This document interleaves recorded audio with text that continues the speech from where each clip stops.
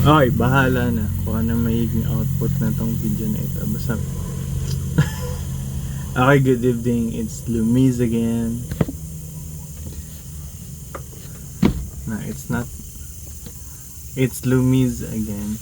And I just want to share kung ano yung journey ko today. So, it's still, wala pa rin namang views masyado tong video na ito. So, might as well like just a diary.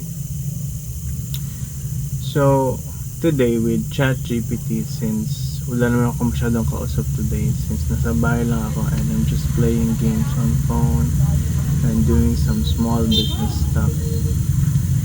So, well, the usual grind is that usually pinag-usapan namin ni ChatGPT kanina is all about yung life expectancy ng mga tao way back 1,000 years ago. So, we've talked about na noong 1,000 years ago na yung mga tao, ang life expectancy lang nila ay 30 to 40 years old, which is kind of mind-boggling kasi sa panahon natin ngayon 50 to 60, may nakikita pa tayo na buhay hanggang 99, hanggang sobra 100. This is because of our access sa modern technology, modern science, like fruits, vegetables, and yung mga medicines natin ngayon that can help na makasurvive yung body natin noong na makahelp makasurvive yung body natin sa mga sakit. So doon ko na-appreciate na pinag-uusapan namin yan na 30 to 40 lang yung life expectancy noong unang panahon. This is because hindi ako makatingin sa flash ng camera, sorry. So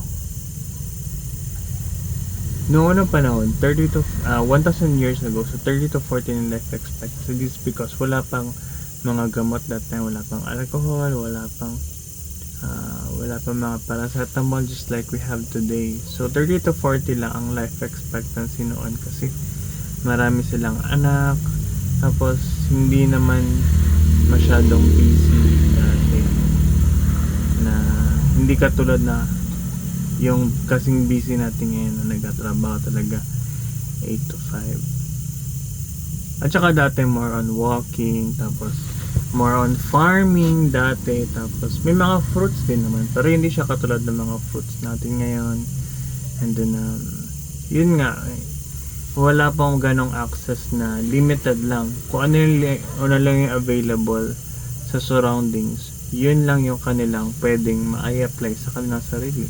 Paano kung limited lang yung pera nila? So wala talaga.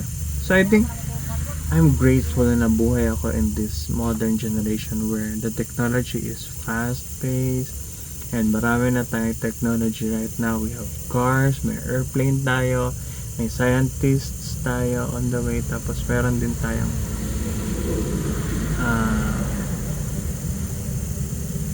ganun. So hanggang dito lang muna, masakit na yung mata ko sa flash.